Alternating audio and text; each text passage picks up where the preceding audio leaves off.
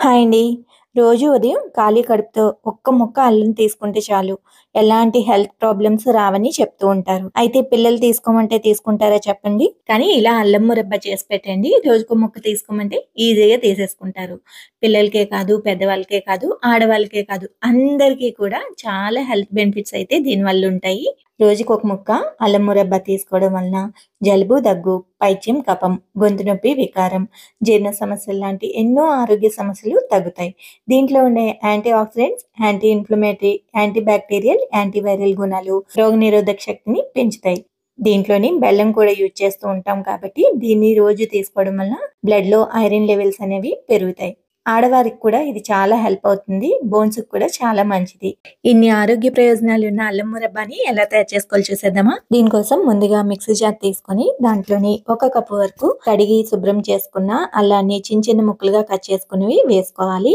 దీంట్లోని 2 కప్పుల వరకు పటికను వేసుకోవాలి. అలాగే 2 కప్పుల వరకు ఆర్గానిక్ బెల్లాన్ని వేసుకోవాలి. అంటే ఒక కప్పు అల్లానికి 4 కప్పుల వరకు స్వీట్ అనేది యాడ్ చేస్తున్నామన్నమాట. ఇందులో ఉన్న అల్లం ముక్కలన్నీ కూడా మెత్తగా గ్రైండ్ అయ్యేలాగా, బటరీ టెక్స్చర్ వచ్చేలాగా గ్రైండ్ చేసుకోవాలి. వీలైతే కొద్దిగా వాటర్‌ని కూడా యాడ్ చేసుకోండి.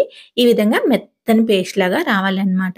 ఇప్పుడు దీన్ని స్టవ్ పై కడాయిని గాని, పాన్ గాని పెట్టుకొని దాంట్లోకి ట్రాన్స్‌ఫర్ చేసుకోవాలి. అలాగే మిక్సీలో కొద్దిగా వాటర్‌ని వేసి, ఆ వాటర్‌ని కూడా యాడ్ చేసుకోవాలి. ఇప్పుడు దీన్ని కంటిన్యూగా ఇలా కలుపుకుంటూ పాకాన్ని మరగనివ్వాలి. పాకం కాస్త మరిగిన తర్వాత దీంట్లోని ఒక స్పూన్ వరకు నెయ్యిని, అలాగే కొద్దిగా ఇలాచీ పౌడర్‌ని వేసుకోవాలి. కంప్లీట్‌గా అల్లం ఫ్లేవర్ మాత్రమే కావాలి అనుకుంటే ఇలాచీ పౌడర్‌ని స్కిప్ చేసేయండి. కానీ పిల్లలు తినాలి అనుకుంటే కొద్దిగా ఇలా యాలకుల పొడిని వేసి పెట్టామనుకోండి పిల్లలు ఈజీగా తినేస్తారు. పాకం మరుగుతూ ఉంటుంది. ఈలోగా ఏదైనా స్టీల్ ప్లేట్‌కి ఇలాగా కొద్దిగా నెయ్యిని అప్లై చేసి ఉంచుకోవాలి. చూసారు కదా! పాకం అనేది ఇలా మరగాలన్నమాట. ఇప్పుడు ఒకసారి పాకాన్ని చెక్ చేసుకుందాం.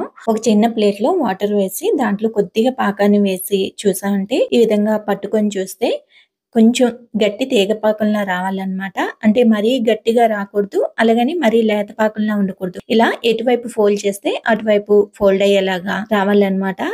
ఇప్పుడు స్టవ్ ఆఫ్ చేసి ఈ పాకాన్ని వెంటనే ప్లేట్‌లోకి ట్రాన్స్‌ఫర్ చేసుకోవాలి. ఒకసారి అన్ని వైపులా సర్దుకునేలా ఇలా 2 సార్లు ట్యాప్ చేసి కాస్త చల్లారనివ్వాలి. ఇది కొద్దిగా చల్లారిన తర్వాత ఈ విధంగా చాక్‌తో ఘాట్లు పెట్టి ఉంచుకుంటే పూర్తిగా చల్లారిన తర్వాత ఈజీగా రిమూవ్ అయిపోతాయి. చూసారు కదా!